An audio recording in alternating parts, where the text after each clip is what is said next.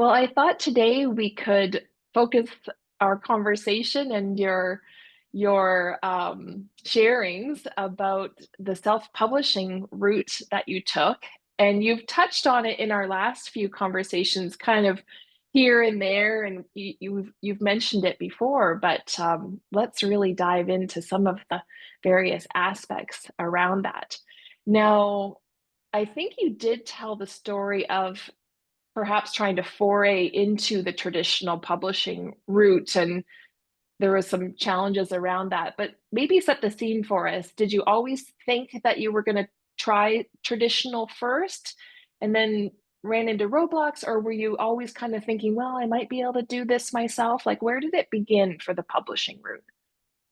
Gee, that's a really good question. I think that gotta just tick something there. Okay, I think that I really my life spans that whole change from traditional publishing and nothing else to self-publishing and traditional publishing, and then to where we are now with self-publishing being really respected and a lot of people deciding to do it because they're like me, they're do it people, and they just say, well, no, I think this is what I want to do, and I think I can figure out the steps, and that's kind of my life, my writing life over the last, 18, 20 years. And so I think I grew up in writing at a really interesting time.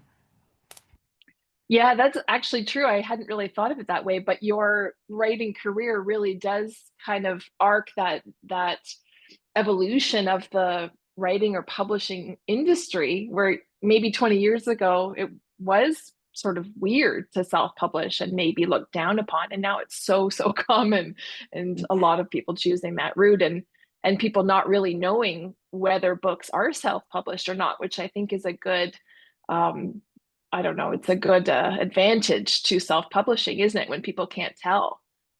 Well, and I have to say that at the time that I started this, I really wanted to be traditionally published. I've been a lifelong reader.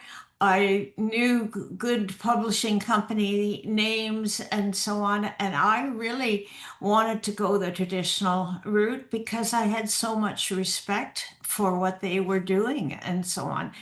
And then all of a sudden, um, somebody told me that in Canada there were six historical fiction books that were published a year in Canada. Oh, yeah. And I just thought that was pretty narrow. And I love historical fiction, and that's what I first started out writing and wrote the whole Loyalist series. And I thought, wow, that's interesting. But I went the traditional route because self-publishing was sort of, well, it was really frowned upon, but people had the idea that if you self-published, it was crappy, it wasn't well done. Uh, you just, it had no respect out there. Yeah. And so I did. I know I told the story about the one guy that was so mean to me, and not to me personally, but just he didn't have a clue how to deal with people, and I thought, well, I don't want to deal with those kind of people, you know. Yeah. Yeah, yeah. So Yeah. Do you think at the time there were, maybe just one or two traditional publishing companies that you could have gone to? I mean, if they were only publishing six a year, six authors a year, were there not that many that you could have gone to at the time? well, that's interesting because I did do the route of sending out a lot of query letters, and I learned how to do that. And I mean, that was in my wheelhouse of abilities, and I'm a self-taught person in a lot of ways, and I've learned to do by doing. I mean, that's the whole deal for me. So it wasn't that difficult.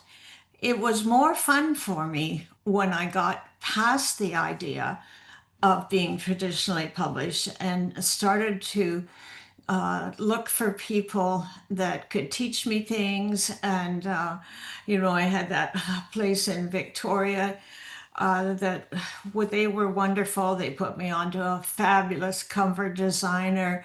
Um, I think when you're doing this, you have to do two things. You have to do the thing that works for who you are as a person. And thankfully, I was at an age where I knew what I couldn't do and I knew what I didn't want to do.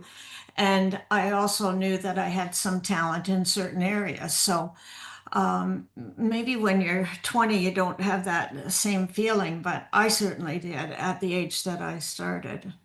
Yeah. Yeah, so yeah, you reached out to, I think that was Island Blueprint here. I think it's still called that here in Victoria, Yeah. and your cover designer. So you really tried to find professionals Oh, and yeah. hire them around you to kind of be that constellation of support and help and guide you. But you did a lot of probably self-education around that as well, didn't you? How to do the self-publishing route? Well, there wasn't much out there because it was so new that you couldn't go to a website that said, this is how you do self-publishing. Really? Wow. It's You changed know, a lot then, hasn't it? it really has changed a lot. And I know when you did your book, it worked pretty well for you, but you remember that one of the great things about that was that they had their way of doing things, but you had author input, and that made your book a much better book than it would have been had you just listened to your publisher. Yeah, in my case, Friesen Press, they are a publishing services company, and they were very clear, I think, at the time that I was the publisher, not Yeah. them. They Yeah. work for me, right? So I did drive the bus a lot, but I had an easier go of it, I think, because I paid them and they told me what to do and I did it. But you didn't do that route. You really did all of those professional or amassing of those professionals yourself. Like you coordinated that whole thing, so it was a tougher go, I think, than I had when I did it. Yeah, But but don't forget, I retired early from teaching so that I had the time and I had the energy and I was really, when I started doing this writing, I just felt like writing spoke to my heart. It was who I am as a person. And then, as you know, I've done in my life a lot of different things and enjoyed every one of them and learned and learned and learned and loved. But when I hit writing and I was in heaven. yeah, Yeah, and you had a time, right? Working professional, it is a different thing, isn't it, to a consideration around what route to go. yeah, yeah. And some of the things, because I was 60 when I started down this road, some of the things maybe were more difficult for me because education and the way things were done out in the world and so on had changed. For instance, just stupid little things like when I learned about typing and how many spaces to put after a period. You would put two spaces. Well, when I started down this road, didn't I find out that nope, that was gone. It was out the Yeah. window. And so now it was one space. But I was fine. And of course we haven't got to this yet, but I came up with a lot of beta readers, and the way I did that was I had I had quite a lot of people that I knew that had the qualifications to do this, and they were happy to help me out with this journey, and I'm forever grateful to them.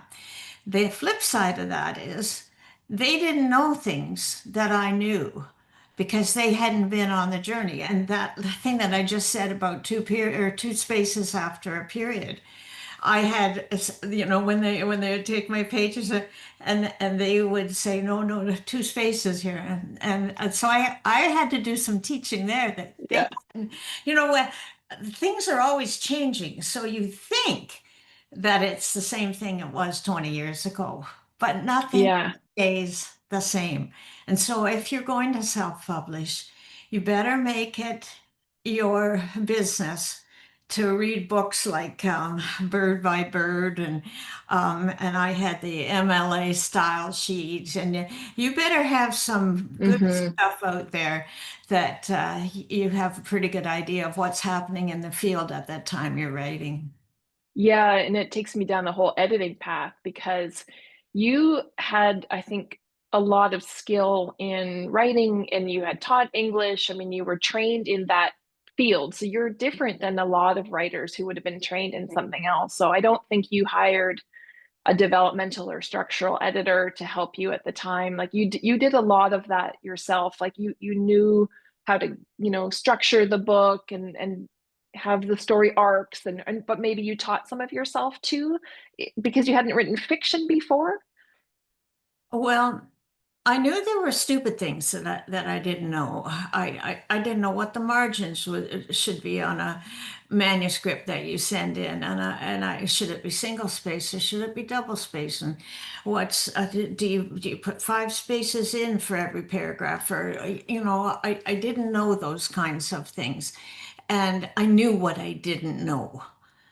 And so I went looking for it. And I did hire an editor for the first book.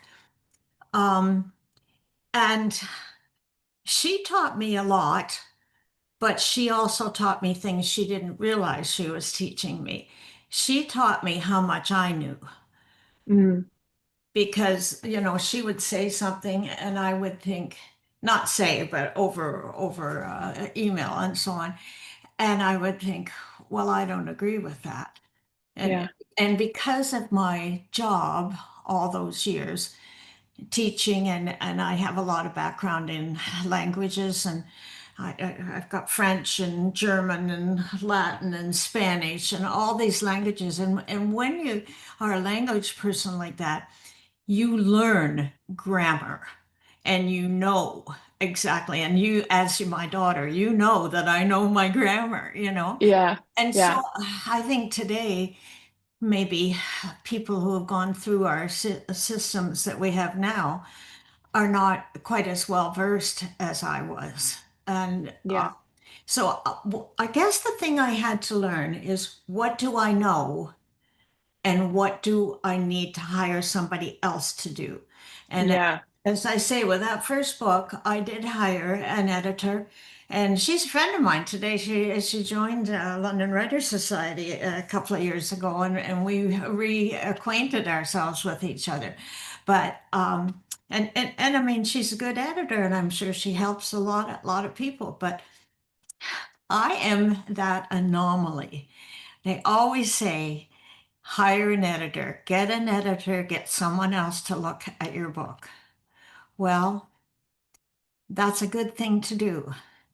But I came to learn or to realize that I had a lot of skills in that particular field.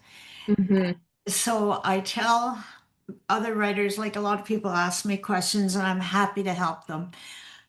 But I tell them, know what your skills are. Yeah.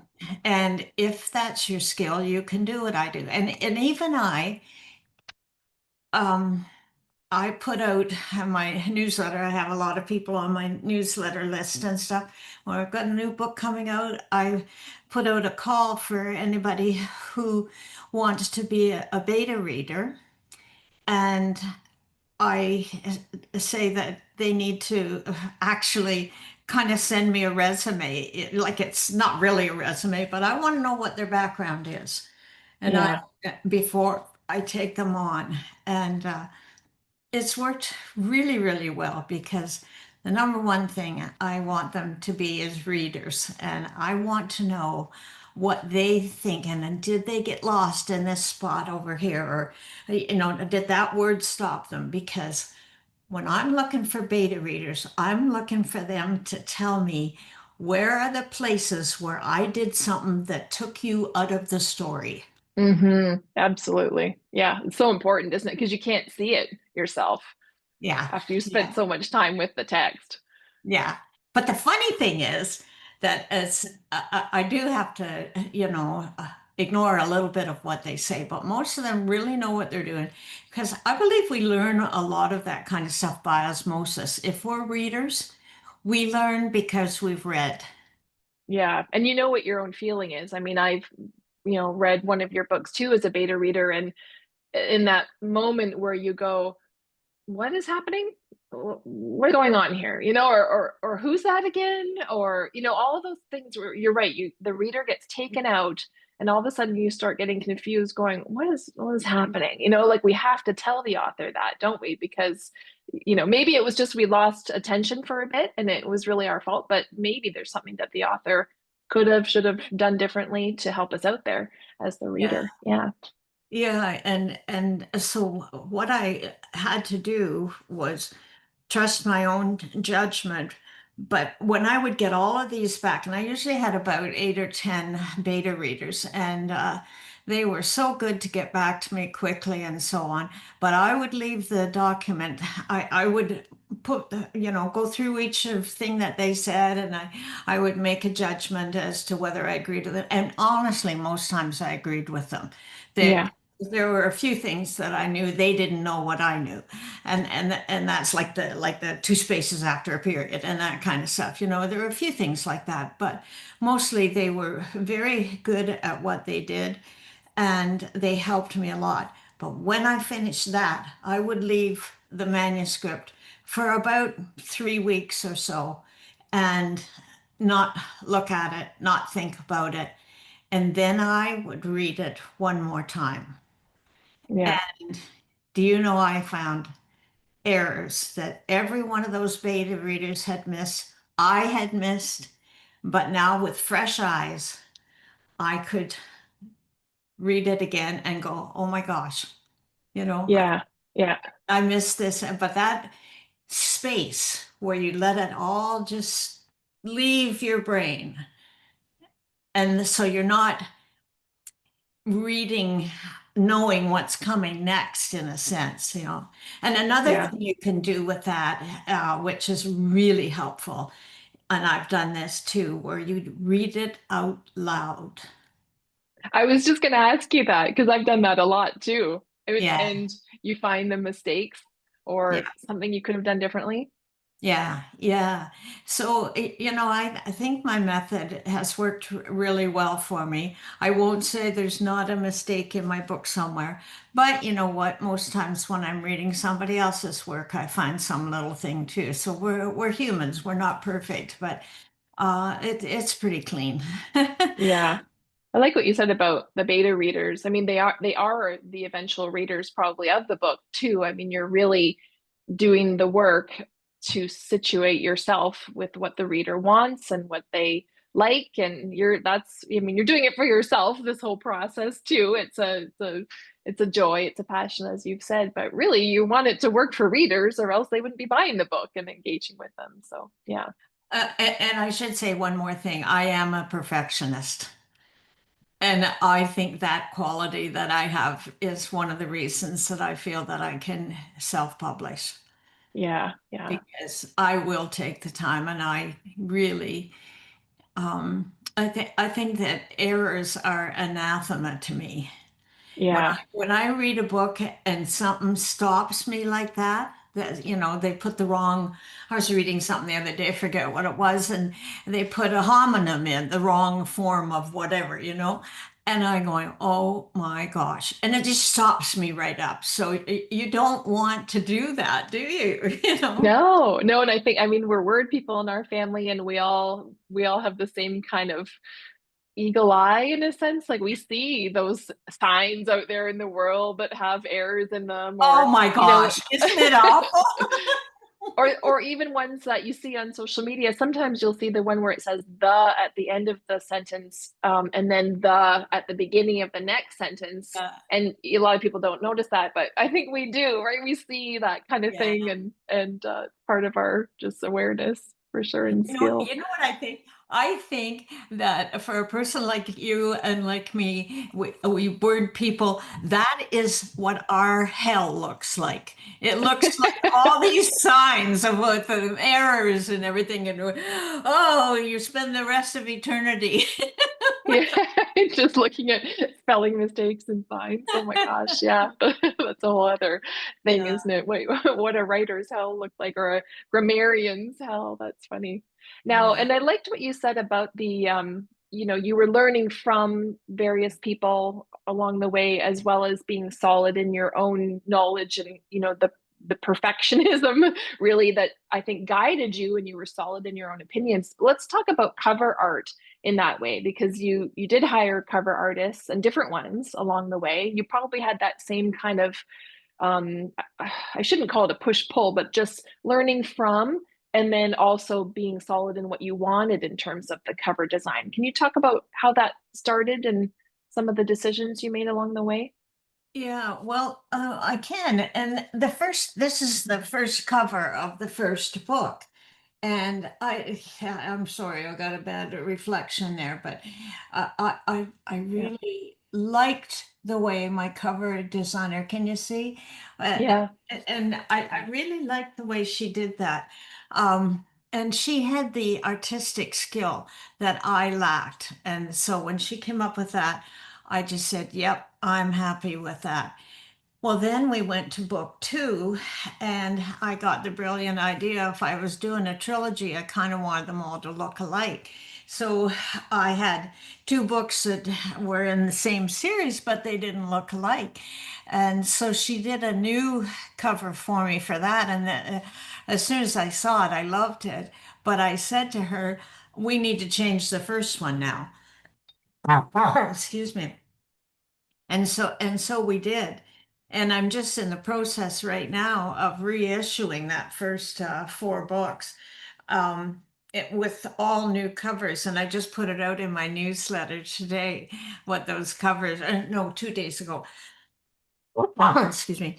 What those covers look like, and people are really loving them. And I think the cover art is really important. And for me, an established writer who's done so many, it's good to show your audience that you're keeping up and Mm. so on. You don't want them to think, well, she wrote that 10 years ago or whatever it is, and she hasn't done anything since then, and so on. My readers are always telling me, they send me notes back from my newsletters, and they're always saying, oh, you got so many things going on. And I do. I forgot to turn off my yeah, I forgot to turn off my Outlook. You probably heard it, didn't you? I didn't, but thanks. Now, so yeah, you've changed that, the Loyalist series. This would be the third iteration, I think, of the Yeah, covers. Yeah. yeah, yeah, because and I don't even have them yet because I was waiting to get them all straight and so Why on. did you change them for the third time? I mean, I know the Loyalist daughter is the fourth one, right? Because you did that one in a different type of cover. Did you just love it so much that you wanted them all to be the same, or did something happen to make you think that you needed to change them all? Um, Nothing happened. It bothered me that I had four books in that series, and three of them um, looked like this, and then this is the second one in that series, and they all Yeah. had the black, and then they had like a nice timely um, picture there, and so on.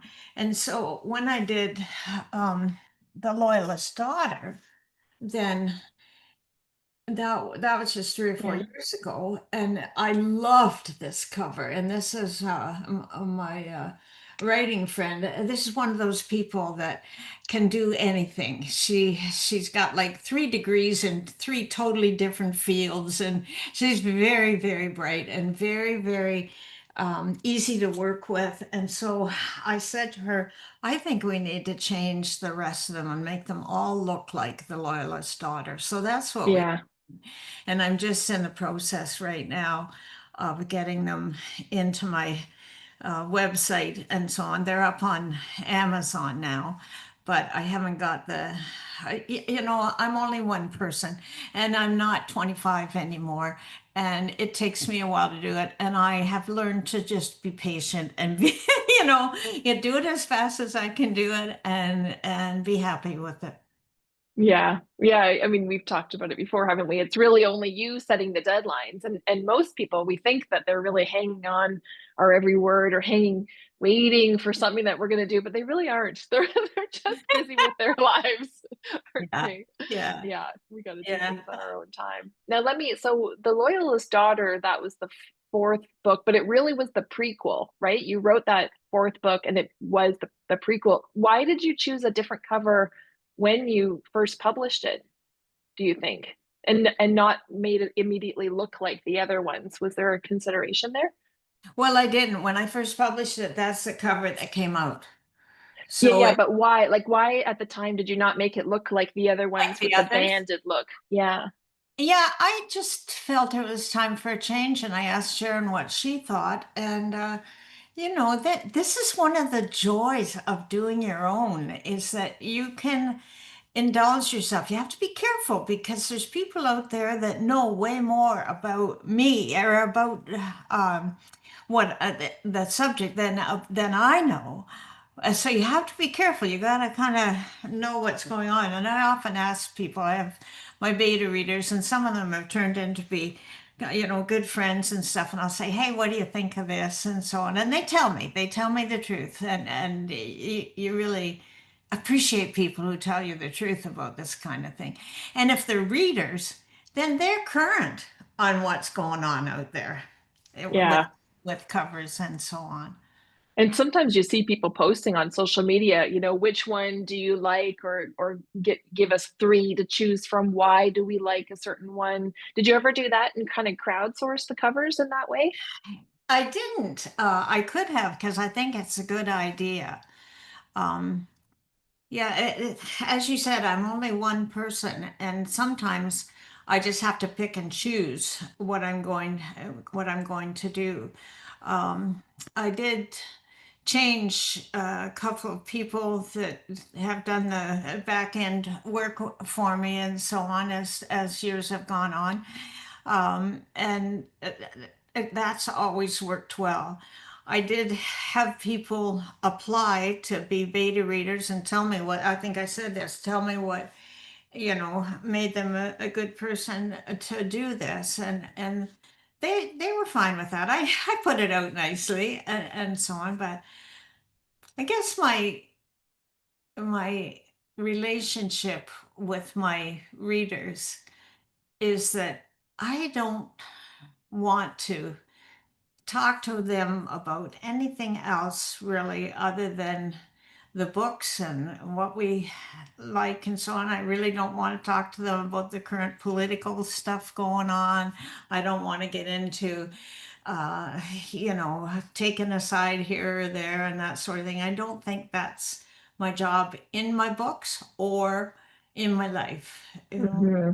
Yeah, yeah, that's probably smart. Did the same cover designer do the insides of your book for you? I forget that piece. Who did the insides of your books? Um, yeah, I think Shelley, you remember Shelley did the inside of my books. And then when my latest one took over, she was able to do it. Depends what you're doing because I believe when I was doing, should have got all these books out, shouldn't I? When I was Yeah, when I was doing this book about the man behind Terry Fox and so on, I wanted to put a lot of pictures in. yeah. And I wanted to, Ron Calhoun had a lot of pictures, and they were color, most of them. And I thought it was like a family type book. I told the story of the man who was the organizer, the chief organizer behind four different people who went across this country. And everybody listening to this knows that Canada is a pretty big country. And these people ran across, or one of them, Ken McComb, was a blind man from. He was blind from diabetes. Another one was, well, obviously Terry Fox, who had one leg amputated because of cancer. And then Steve Fonyo was another one with a similar injury. And then the last one, whose name doesn't want to come to me right now. John Davidson. Oh yeah, Davidson, I think. yeah. Jesse was the son who had Duchenne's muscular dystrophy. And first of all, his father pushed him in a wheelchair across Ontario. And anybody who knows Canada very well knows that Ontario is a pretty big province, bigger than Yeah. most of the countries in the world. Um, and so John pushed his son across, and then 3 years later, I think it was, he wanted to raise more money because they were trying to find out how to stop Duchenne muscular dystrophy. And by that time, 3 years later, Jesse couldn't go. So John just went right across. He ran across this whole country, and he was, I think, like in his 50s. Hmm. It's And amazing. Yeah. and so the people in this book, and you see this thing that Amazon started doing. They put this across it in your Yeah. But author. you're But you were talking about the pictures, so the inside design had to be different. Like this was your first nonfiction book, this one. So you Yes, had to make some different design choices. And then it was the first time you had to put photos in or wanted to, right? With any and, book? and it changed the paper too because I wanted those photos to pop. So I had the choice of what to do there and so on. And I think it made the book more expensive, but it's a keepsake, and Yeah. people loved it. So yeah, I always like a new challenge. So it was, Yeah. And it that was, and I think you told the story too, like Ron asked you to do it and you weren't really sure at first, but then I think you're glad that you did and you've oh had yeah. all that time and now, now he's gone, he's not with us anymore, but you had that time and you've got those recordings and then of course the book. Yeah. Yeah, yeah. And when he first asked me, I was still in the middle of writing a trilogy, and I was up to my ears in writing a book. Yeah. Now take us down the publishing route. So you did decide to self-publish. Was it just Amazon KDP that you had to upload to at the time? Was that No, how it works? How many places did you upload to? And how did you handle that? Oh, and then there were printing pieces too, because you printed a physical books for a long time. yeah, and I used different people for that. At first, I got them from that company in BC, and then I decided that the shipping costs were pretty expensive. No reflection on them at all. They were wonderful to work with, Island Blue. Um, but I started looking around in Ontario here, and I mean, we have a lot of that kind of stuff going on here. So I thought I was maybe a little bit smarter to save myself a little bit of money, and so I went to two or three printers here in my city, and I kind of interviewed them. They thought they were interviewing me, but every bit as much I was interviewing them. Because you get a sense of who you want to deal with. For instance, one of the ones I went to is a big printer uh, up in Kitchener-Waterloo, and nice man and everything. And then when the person was supposed to contact me, it wasn't him, it was somebody else. And I thought, well, excuse me, I interviewed you to know what the person, like, I like eye to eye. I Yeah, I like, personal relationships, maybe. yep, Yeah. love my devices and stuff, and look at the things we can do with them. But in that kind of thing, I want to look you in the eye, and I want to see what you're like and so on. And then the person that he had given me never got back to me. Well, hello, red flag. Yeah, exactly. Yeah, because you're their client. I mean, you should interview them, really. I mean, they do have specialty and expertise in their field. We do have to listen to printers if we're doing something wrong. But, Yeah, yeah. at the same time, we're hiring them, so we're kind of the boss, aren't we, in that And we kind situation? of expect them to get back to us. Yeah, good customer service, just kind Is of it, a is that thing. good? Yeah, but that's normal. I mean, you're going to run into people like that who just don't get the idea of personal service and how important it is in a business relationship. And most of Yeah. the people I dealt with were not like that. And then so I did them. I went in Woodstock, and with the next book, I went in to do it, and they did the Calhoun book. And I went in, and the same person was gone. So it was a different person. And it was the same old thing, it did not talk to me one on one. And I did not have the sense that she had any idea of, like, they hired her and she was learning the job as she was going along. Yeah. I think over time you've moved towards just doing the online version and then printing from Amazon or whatever, right? Like you haven't done the direct to printer kind of Yeah, route. Okay. that's the one where I stopped. I think that was my cover designer. One of the people that I met in my writing journey was Sharon, and she's just so talented. I already mentioned she has a lot of, Let's mention her last name if you want, so people know how to find her. yeah. Sharon Claire. Sharon Claire is her writing name, and she doesn't do this for anybody anymore. Oh, okay. She Okay, doesn't forget that, everyone. she does it still for me, but Clarity Book Designs is her company and so on, and her covers are stunning. She's one of those brilliant people that can work in about four different fields at the same time and be really clever in every one of them.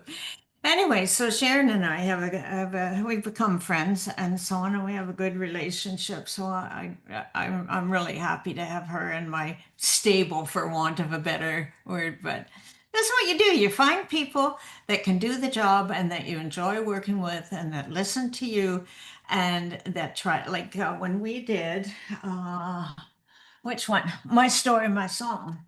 Now this is a story about the first 20 years of my life. So it's growing up. And you see how she put the keys down here? Well, Mhm.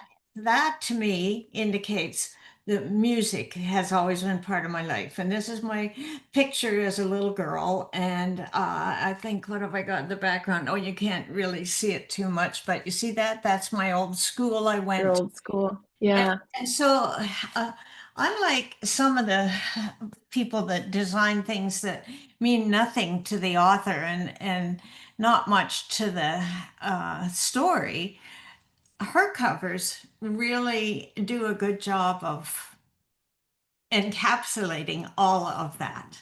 Yeah. Especially with them, that's a memoir. I mean, it really is apropos It for is. that genre, right? Yeah. It is. It's a Yeah. memoir, and so I think that's the first one she did for me, and I just love working with her. So you have to find So people. she, go ahead.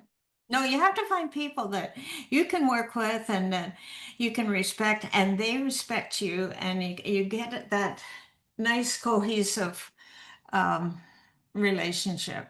Yeah. And the long-term one for sure. You've probably been working with her for 10 years? Long Uh, time.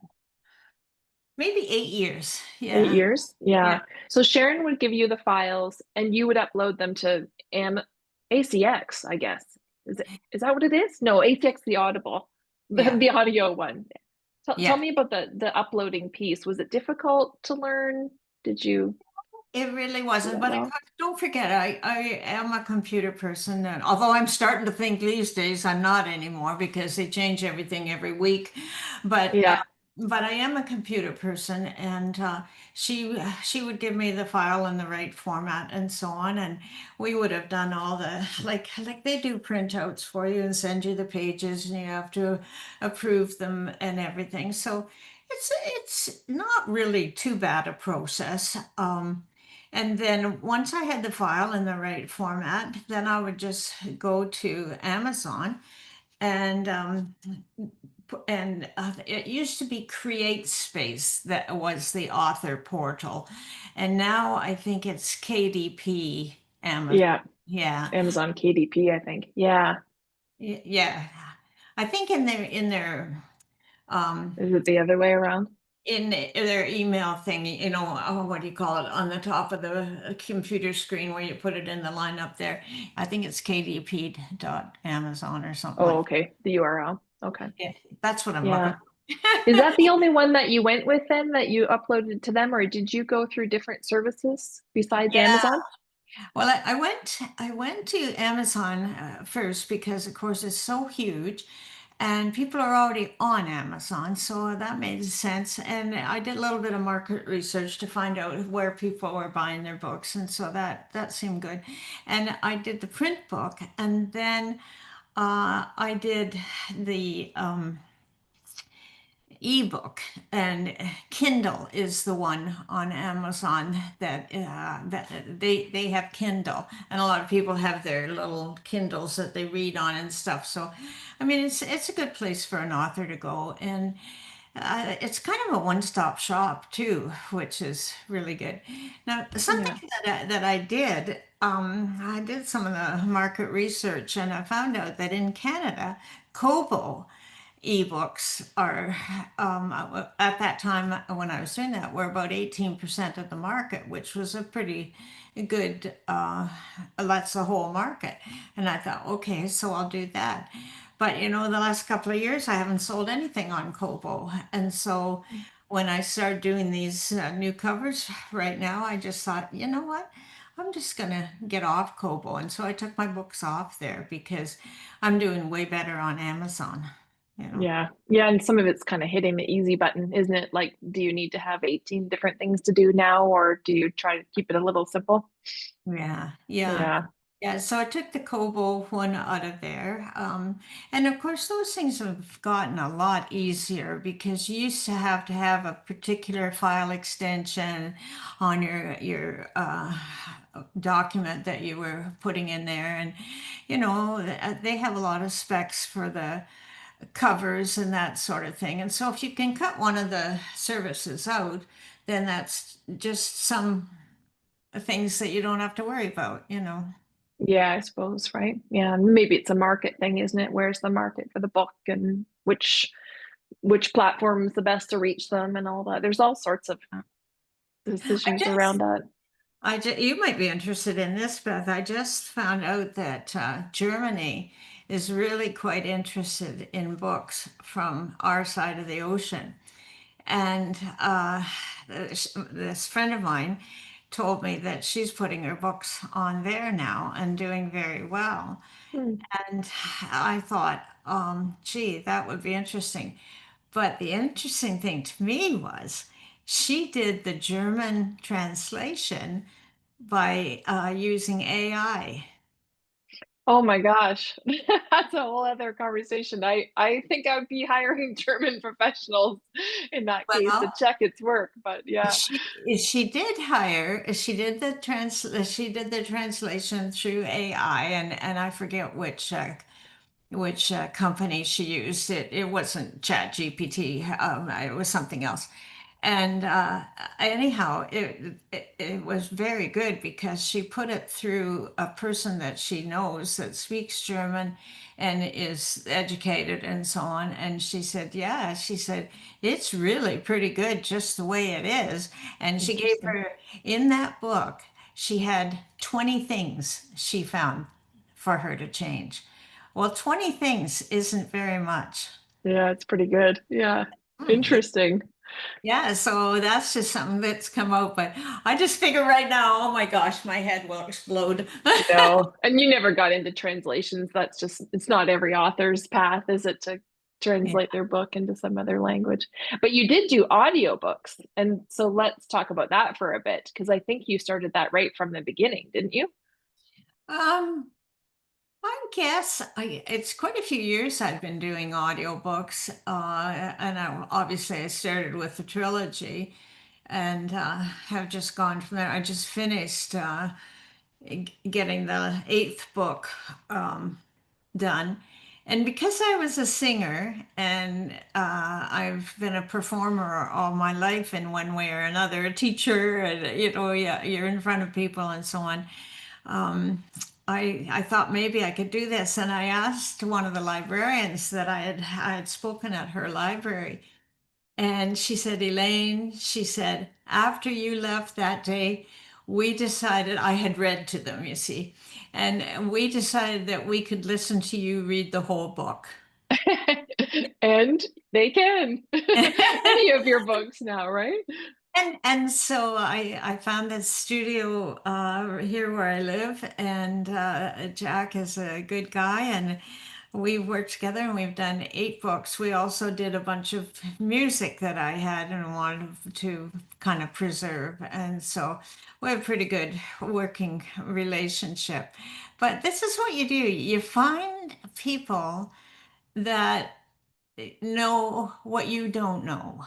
Yeah, yeah, because he's got the setup and the sound booth, and you went to his location to do the work, right? You didn't have to do it Yeah. at your place. Yeah, Yeah, and he's easy to work with, and we had a lot of laughs while we were doing it and so on. And that's what you want to do. You want to have fun when you're doing this stuff, particularly when you're my age and you're doing this stuff to have fun. You're not doing it because somebody's cracking the whip at you. You're doing it because you want to. yeah.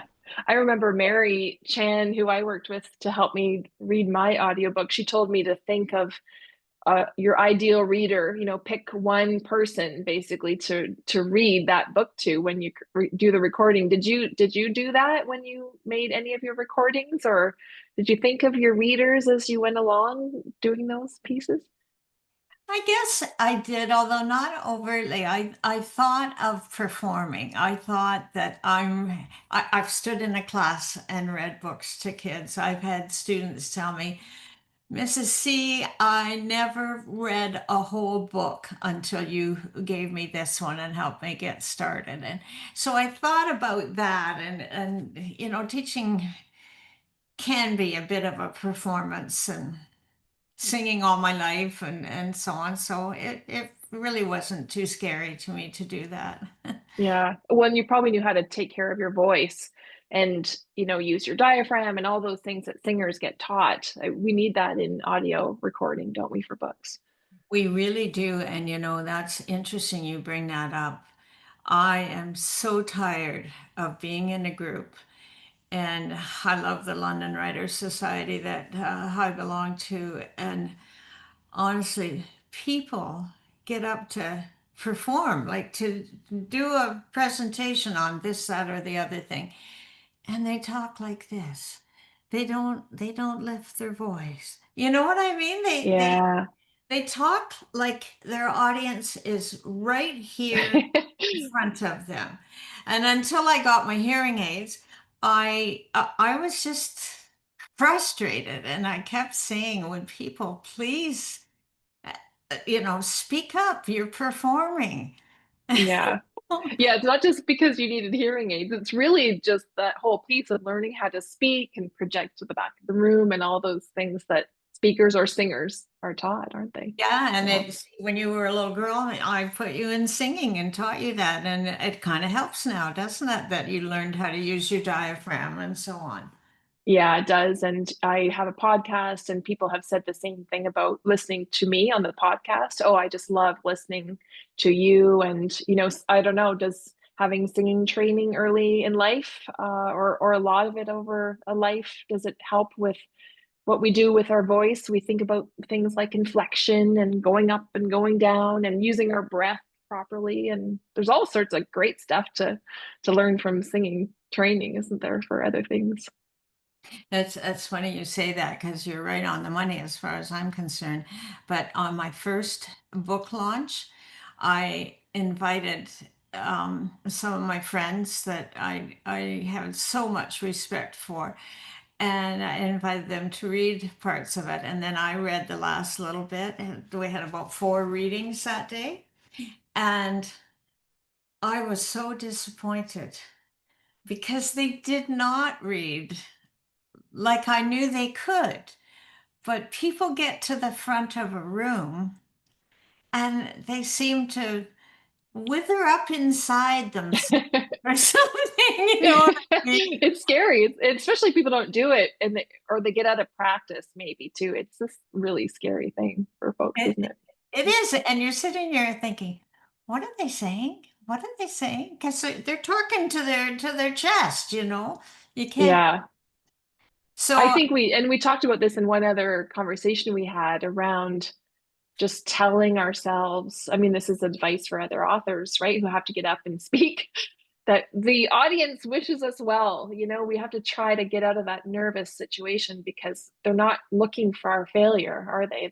They wish us well, and we just have to kind of sit with that and go, okay, here I am. Let's do this thing and let's talk to the back of the room.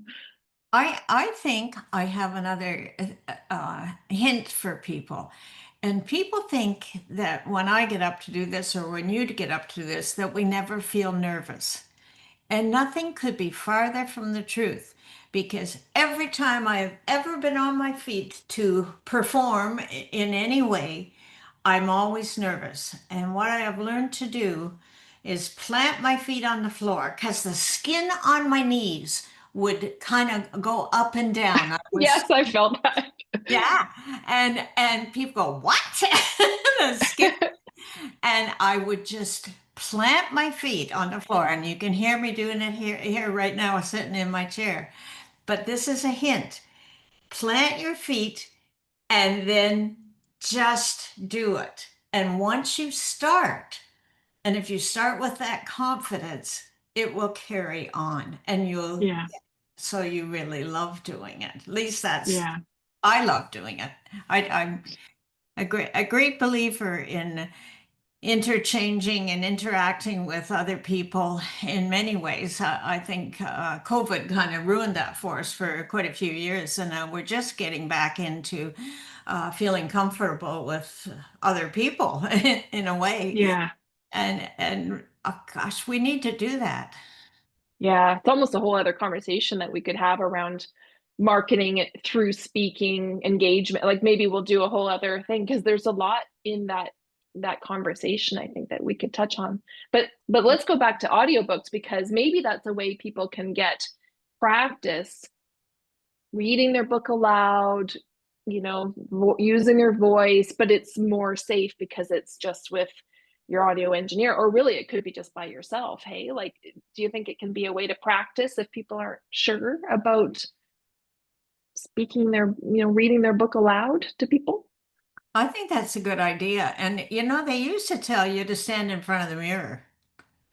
I don't know.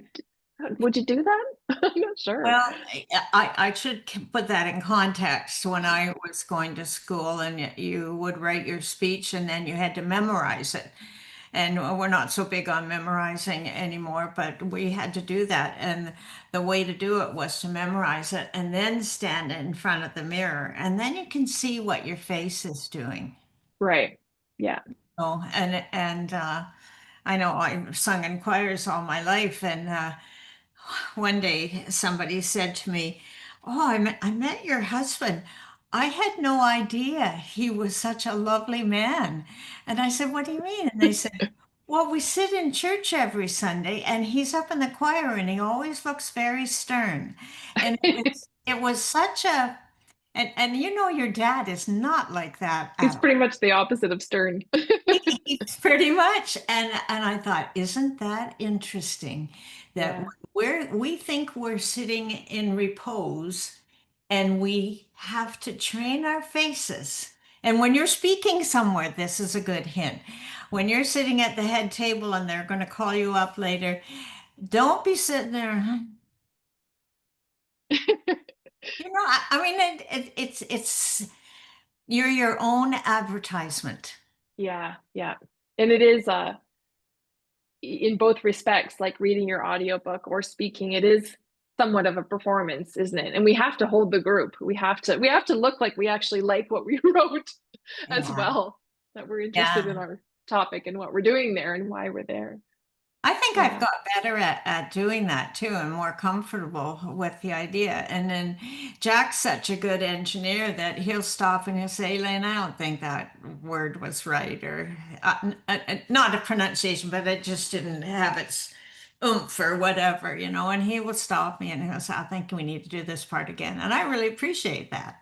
Yeah. Yeah. I had the same with Mary where we did it asynchronously. So I would send her the files and she would listen. And so we would cut out pieces because she'd go, that piece at whatever, 4 minutes, 35 seconds, I think you can do it differently or whatever. So yeah, it's nice that you did it with Jack in the room. It would have been so Yeah. much faster probably to do it. Yeah, Yeah. yeah, and it was fun too because we're good friends now, and I'm pretty quick with the snappy comebacks, and so is he. So every so often, there's something on the tape that he has to cut out.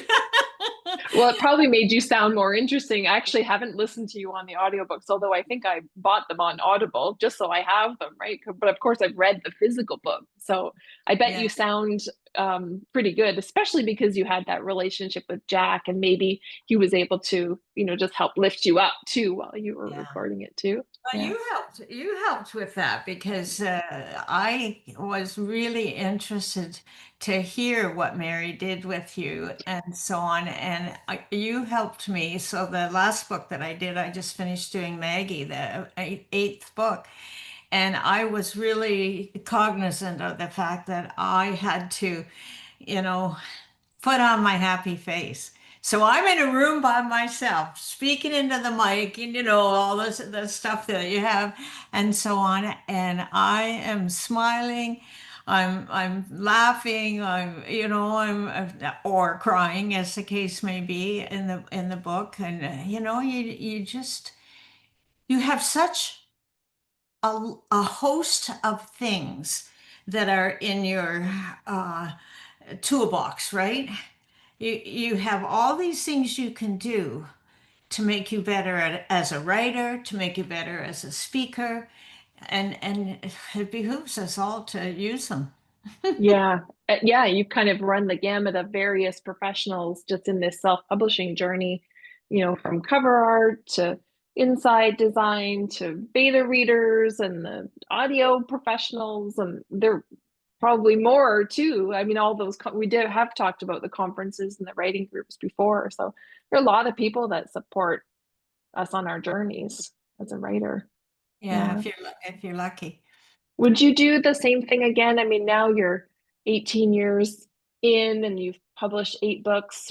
Has self-publishing always worked for you? Like, if you had to do it all over again, would you have done something differently, or do you think it's generally worked out the way you had hoped? Well, I have to think about what my goals were. And my goals were to do something that made me happy. I had a teaching career, I loved that and so on, but I was ready to get out of that, and I learned how to paint, I learned how to make pottery, I did all kinds of creative things and so on. And then the story where your brother said to me, you're 60 years old, is there anything you wish you had done? And I somewhere deep within me came write a novel, and it's still amazing to me that that happened, but it was as much a surprise to me as to him. But when I did that, then that opened up a whole new world for me, and it's changed my life, and it's certainly changed how I'm perceived by people and so on. When I first started doing it, I was afraid to tell people what I was doing. I know you can't believe that I was ever shy, but I was shy about that. Yeah, it's a and big thing. and it was a big thing, and I didn't know whether to call myself a writer or an author, and I called myself a writer for quite a while. When I got to the point where I would tell people what I was doing, I was a writer, and I Hmm. thought author was kind of an elevated term, and I wasn't there yet. But once I had my first book out, then I had no problem saying I was an author. Yeah. Sometimes your own psyche plays games with you. Yeah, but I think that's true. I mean, there's lots of people that haven't published, but they're writers. So maybe there is a distinction there. I haven't really thought about that too much, but you can be solid that you are an author when you have a published book, and it doesn't really matter how you got to publishing it, self Yeah, or otherwise. Yeah. yeah, Yeah. yeah, yeah. Author. Yeah. Yeah. Wow, this is you take me down roads, don't you? Oh, it's fascinating and I think it's so current for a lot of people trying to make this decision now still. I think we started with self-publishing was not really respected 20 years ago, and it's come a long way in 20 years, and now you almost don't really hear of people traditional publishing at all. Obviously we still have that because there's there's books in the bookstores, but Yeah. it's come a long way, hasn't it? And you've ridden that wave yourself. It really has come a long way, and it's good. I mean, I'm not saying you should accept anything from anybody, because you do have to have perfection as your goal. And if you, what my thing is, if I like doing it, then I'm happy to learn how to do it and add something else to my toolbox. But I don't really like doing cover design. I love the covers, but I don't want to do the design. I don't want to do the interior of the books. Anything I don't want to do, I'm lucky enough that I can just pay somebody to do that. And I found good people. But that's my criteria. I have to like doing it in order to spend the hours doing it. Yeah. Yeah. And even if you really loved it, I don't know, if you weren't really trained in it, I think there's a cautionary tale there, especially around cover design, because it's so, so important. And sometimes you can spot a self-published book at, 10 paces, basically, right? But I don't think your books have ever been in that category because, And but, most but people, you've hired professionals who knew what they were doing too. yeah, most self-published books you wouldn't tell any difference, but it's like anything else, we all have our things we do well and our things we don't do so well, and so how do you want your book out there? Do you want it to be the best it can be? And that's why I farm some of the stuff out, and then some of the stuff I've gone to companies about marketing my books and so on. And I'm a big proponent of marketing all the time, and so on. And I've gone to other companies and paid money to get them to do things. And I don't regret any of it, because it's not one of my particular skills. Yeah, yeah. And just stay where you're happiest doing the things that you love or along the way, as you said Yeah. before. Yeah. Yeah. I think that feels good for today to wrap up our self-publishing talk. Any final words? No, I just want people to trust themselves. And all of my books are about people who, in one situation or another, had to rise above who they thought they were. And they find out they can do all kinds of things. And I think it's the same about writing a book and getting your books out there and so on. I think you'll surprise yourself on what you can do. That's it.